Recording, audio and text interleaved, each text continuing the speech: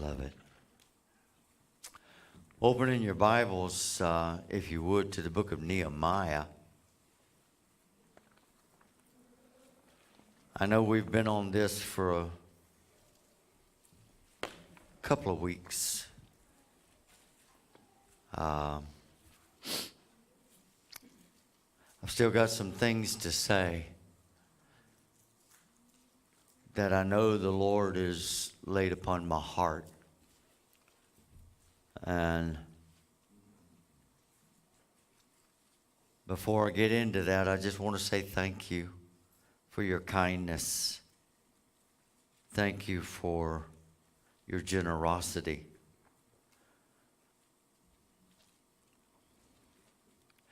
It's one of the hardest parts of ministry for me. Because I came not to be served, but I came to serve. And it's just difficult for me. But thank you. Thank you very, very much. And I know I speak for the other guys also, but I'll let them speak for themselves. Nehemiah chapter 2,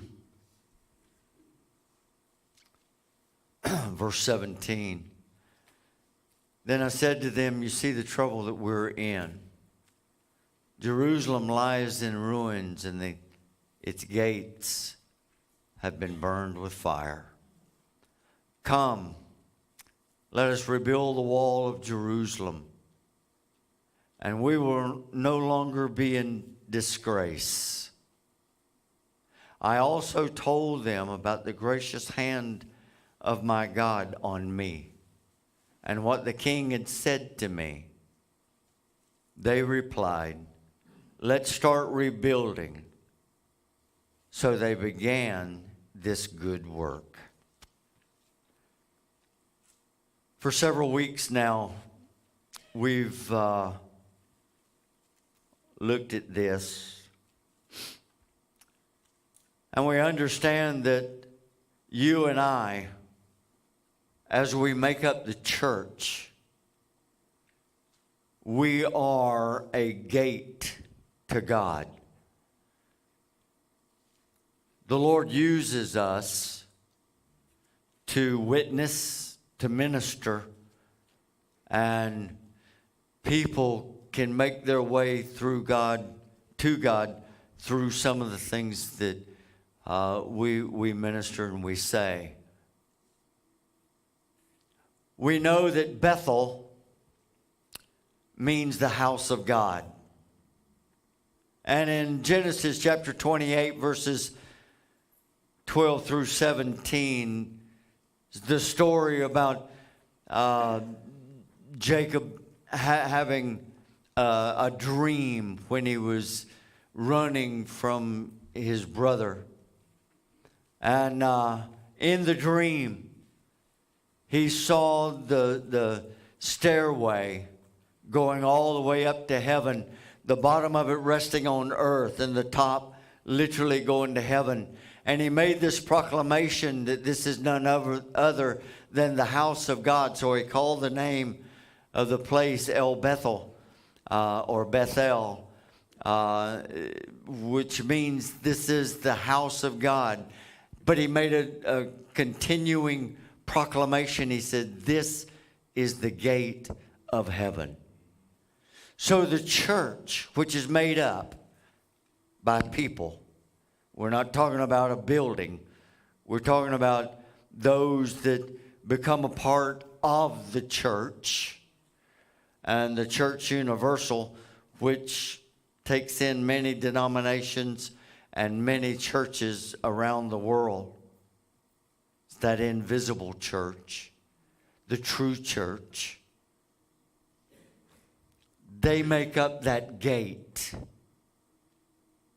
When the gates are burned, then that avenue is taken away. Protection is taken away. Blessing is removed. There's areas of your life that are gateways for entrance and exits. What in your life needs to be rebuilt? What part of your life needs to be repaired because Satan has attacked? Maybe Satan has even burned. And you know, there's people that won't even come to church because they've got burned. They've got hurt. Somebody took advantage of them. That's a gate that's been destroyed in their life.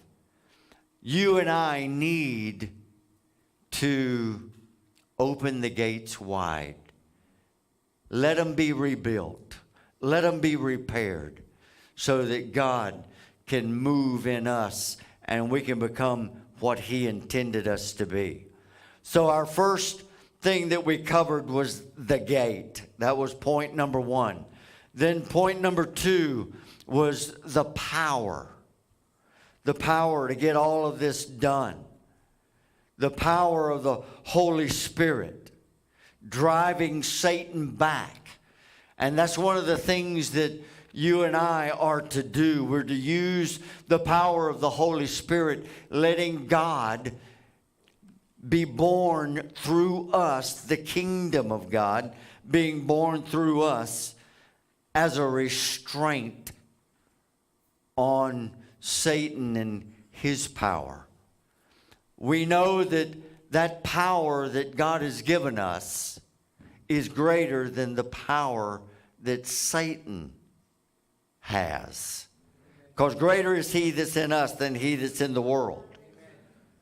So you and I are to be overcomers. And we are to be a restraining on the very hand of Satan. It's not enough just to have a church. It's not enough just to come together and have a few minutes of worship and a word and then go home and forget about everything else. You and I need to be active in the kingdom of God every day. And we can't be active in the kingdom of God if the kingdom of God is not a part of us. And it is. I talked in closing last week, week before last. Thanks to Jason for the last week. Excellent message and service. But I talked about how Jesus didn't go directly from the streets to Calvary.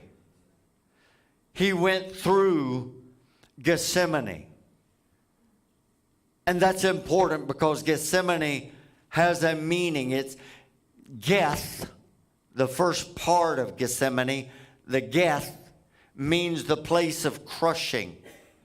There was a crushing that took place. Usually you crush something so that the insides can be exposed. You and I go through a crushing time so that what is in us will be exposed. And if the kingdom of God is down inside of us, that's what's exposed to the world. The last part of that is semene, or it means the Holy Spirit or the seed of God. So there's a crushing so that the Holy Spirit can be seen. The seed of God can come out of us. That kingdom property that's down inside of us. So that brings us to point 3, where I'm going to take up today. Point 3 is the problem. So we've talked about the gate. We've spoken about the power of the Holy Spirit. Now we need to look at the problem. If we're not aware of the crisis, then we'll never see the problem. We see that Nehemiah in chapter 2 was making the people aware of what was going on. Then I said to them, in verse 17, you see the trouble we're in. They needed to become aware that there's a crisis going on. The man of God that was standing before them, Nehemiah, he was not what you would call a positive thinking preacher. He wasn't a feel-good preacher. He wasn't there to tickle their ears. He was there making a point. You see the problem that we're in. And then he enumerated on that problem. He says the walls are torn down. The gates have been burned. There's a breach. There's a lack. He began to make them very aware of what was going on. He was not playing games. He says, let's not ignore it because it's not going to go away. You know, I've heard it preached. If you'll just ignore your problems, they'll go away. No, they won't. People try to do that with alcohol or a lot of other things, but I don't understand that. People say, I'm drinking to forget my problems. Man, when you wake up, you got enumerated problems, because not only do you have a hangover, but your problems are still there. He was making them aware. You see the trouble that we are in. He put his finger right on the problem. With no cooperation, there can be no progress. Without seeing the problem, there'll be no cooperation, because there's nothing to cooperate with. If you don't recognize the crisis, you will never recognize the cure. We've gone through a theology that's told us never confess that you're sick. That's tough. I confess that I'm healed by the stripes of Jesus, the sickness that I've got. And I lay that down before the Lord. I say, God, I've got this problem. I've got this sickness. I've got this crisis, and I need your help. And I apply the stripes that Jesus bore upon his back by faith. That's kind of what Nehemiah was doing. He was laying it out. It does not matter necessarily the thing that you say. It's the power source that's behind what you're saying. That faith source. Where is your faith? What have you put your faith in? Your mere words will not change the situation. It's the faith that's behind those words. So when I make confession, I do so according to the Word, because the Word never comes back void. I do so in the power of the kingdom of God, because that is the ruling force upon the face of the earth.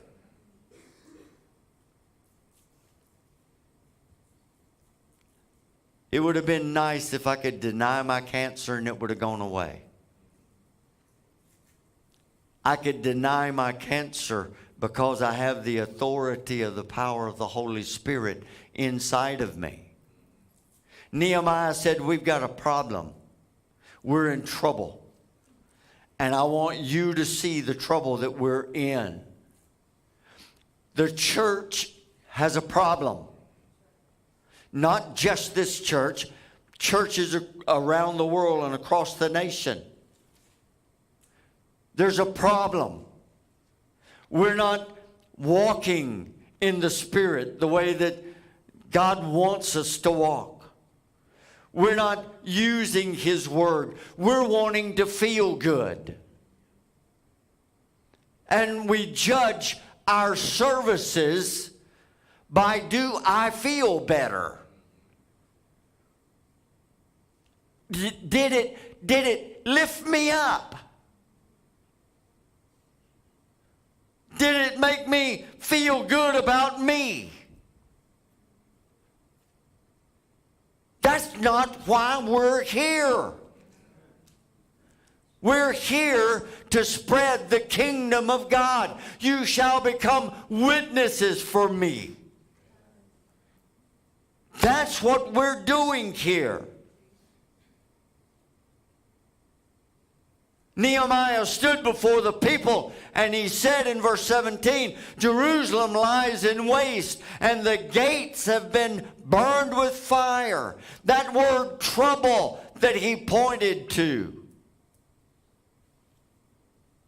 Look it up. It's a Hebrew word. It means rah, or it says rah. One of the meanings of that word is inferiority to the enemy. Nehemiah was saying to the people, we're in big trouble because we're inferior to the enemy. When your walls are down and your gates have been burned, and the avenues of God moving in and out, when they've been destroyed, you're in trouble. Because you're inferior to the enemy. That resistance becomes less. And it starts to break down. So we established that gate, the word gate, means an opening for true ministry. An opening to pass through. If there's no gate, then Satan rules the city because there's no restraint. There's no stopping him. In case you hadn't noticed, the world's not beating down our doors trying to get saved. The world is going crazy. Have you watched the news lately? The world in which we live is going crazy. Isn't that what Paul said was going to happen? Men shall wax worse and worse, and trouble will abound. The murder rate, the drug use, the robberies, the rapes, the mass shootings, they have become absolutely common. They're increasing at an alarming rate. Why? There's no restraint. Nothing is holding it back. The worship of Satan, the things of the world, the flesh, it's spilling out of those hidden rooms. It used to be behind closed doors, but not any longer. Now it's rampant on our streets, on our television, in our communication systems. It's flooding into our schools through the curriculum.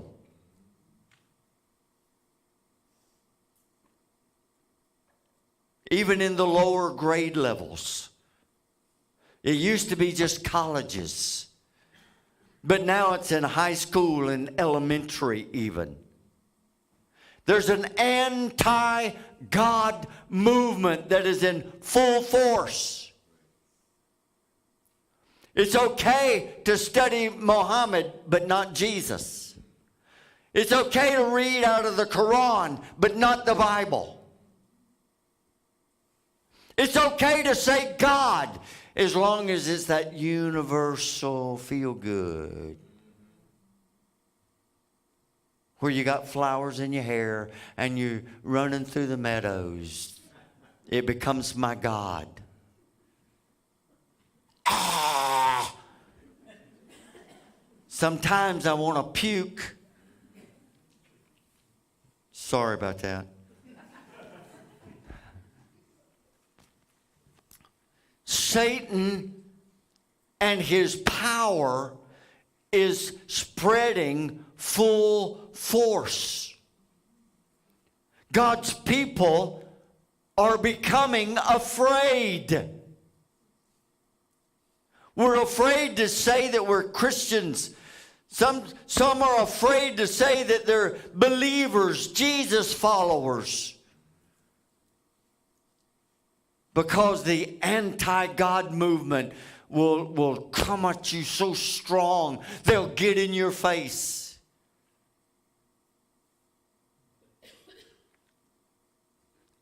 Let me tell you something. The gates of ministry, the gates of the power of the Holy Spirit, the gates of the love of Christ must be rebuilt so that God can pour Himself into this place. And from this place it will spill and pour out on a hungry, thirsty society. People are looking for the real. They really are. If this cannot be done, in spite of the hindrances, then Satan and his horde of hell will literally have won. They will continue to increase in power and influence across the nation. The gates are down. They've been burned. There's no restraint. There's no prayer going up from prayer warriors. There's no word going out from the pulpits across our nation. More preachers are telling stories than preaching the word. They're getting little catchphrases, and people are responding to them. You go back and listen to some of those old preachers. I know they're old-fashioned. Yeah, they old-fashioned. They put it down like it belongs. Son, they'll cut you off at the knees. There's some of them when they preach, I don't feel saved. Sometimes at General Council, not as much now as it used to be, but we'd go to General Council, and by the time the preacher finished, I knew I wasn't saved. I needed to go to the altar. And I was repenting. I was doing everything I could. They were preaching the Word, and the Word penetrates. The Word is sharp, and it'll cut asunder even the soul and the spirit. That Word is an everlasting Word, and it will never pass away. Heaven and earth may pass away, but my Word will never pass away, he said.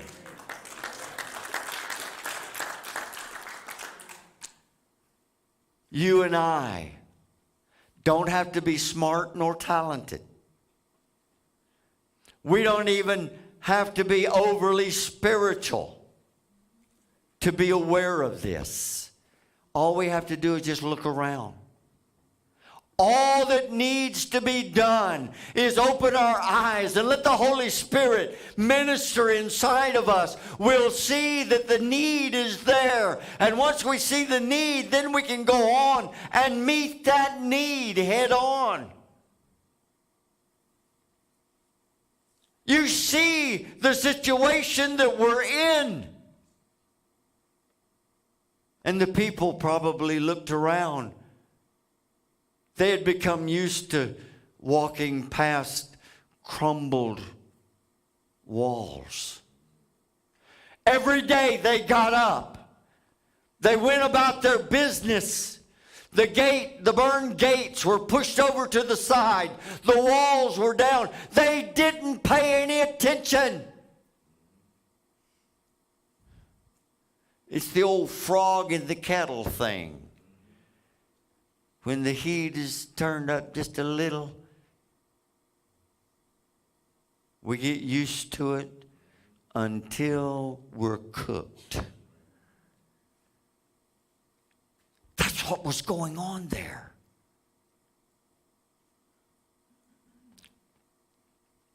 What about point 4, the pressure?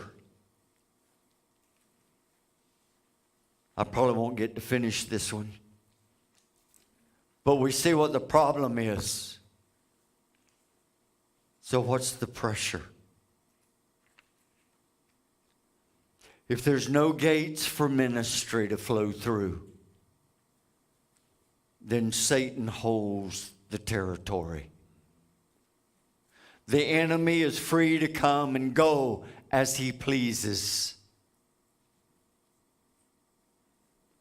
His demons, his principalities, his powers, his rulers of darkness, the spiritual wickedness in high places, according to Ephesians 6 and 12. These beings will have total control over the city. Whether we know it or not, there's a battle going on right now over Rock Hill. There's a battle going on right now over this church. Do you believe me whenever I say that there's demonic spirits that have the assignment to disrupt what's going on in this church? But not just this one, every church in this community. And there's principalities and powers that are over them, that are over the city. You say, you're getting spooky, preacher. Well, it's Halloween time.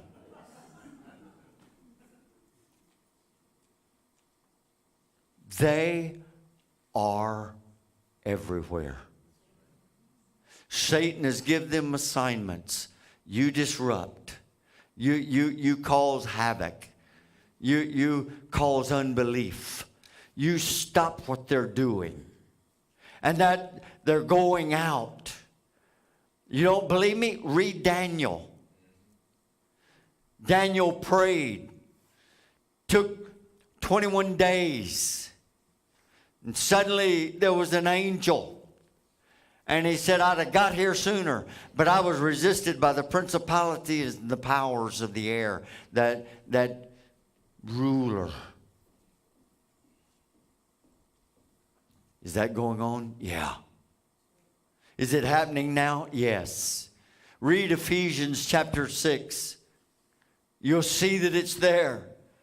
The Bible says that they're there, and there is only one thing that can control them. And that's the power of the Holy Spirit. There's only one thing that has enough power to literally push the enemy back. And that's the power of the Holy Spirit. You and I must know that for the power of the Holy Spirit to have freedom to operate in this land, there must be a gate that it can pass through. There must be a people who will stand up and proclaim, thus saith the Lord God. There must be a group, a gate, a church through which God can move and pour himself out on those that have needs. You and I believe with all of my heart, we are planted where we are planted to become the gateway to this area, that we might be the vessel, that we might be the instrument through which God can pour himself. And once that begins, then we will not be inferior anymore to the enemy, but we'll rise up and be strong in the Lord and able to do exceedingly abundantly above anything that we could ask or think he can do through us. There must be a gateway through which the Holy Spirit can move, or we will continue and remain inferior to the enemy. How do I become that? When we worship, when we praise, when we pray, when we seek God, down inside of us, those strongholds are broken. But there's something even greater than that. There's a repairing. And those gates that have been burned and those walls that have been crumbled begin to build back up.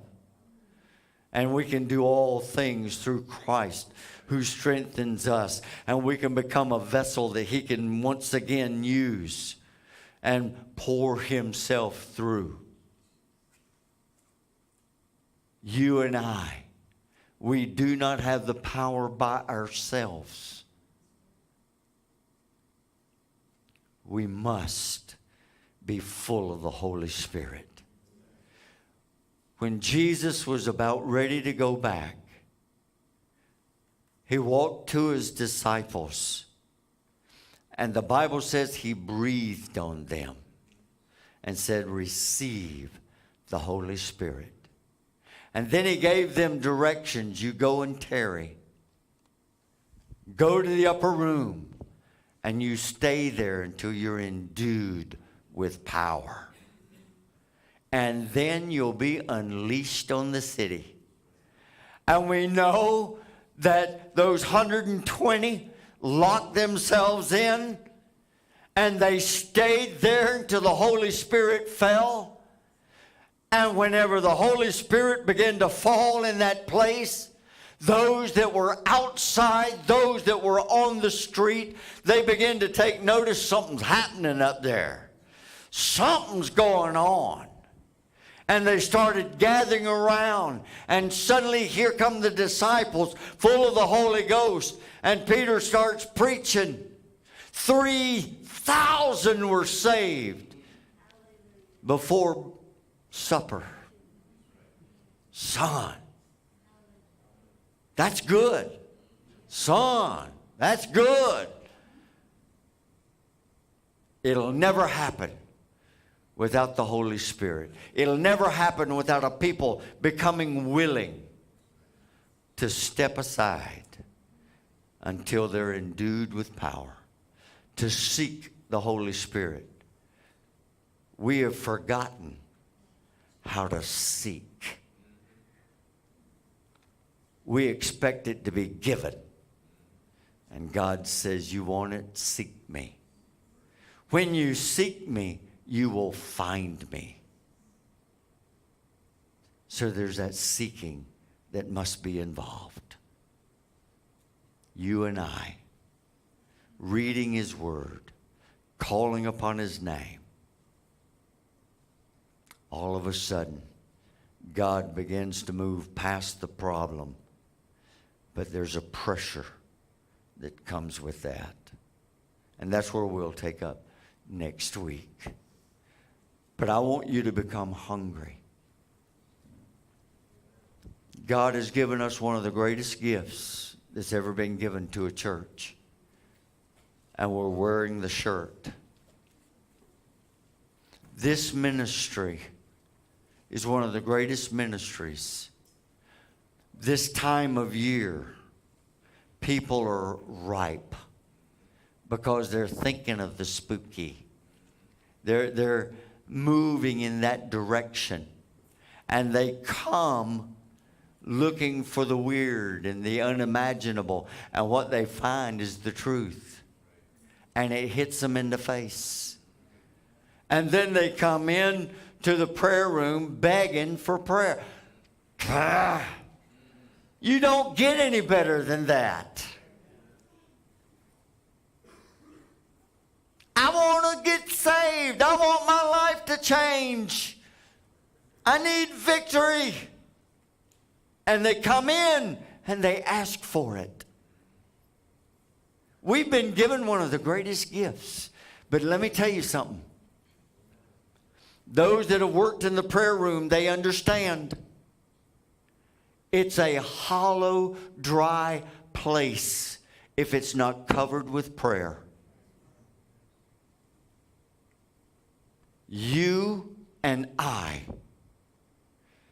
need to be praying for those doing the praying. We need to be lifting them up, that God's presence will hover in that room, that people will be drawn to pray, to seek God.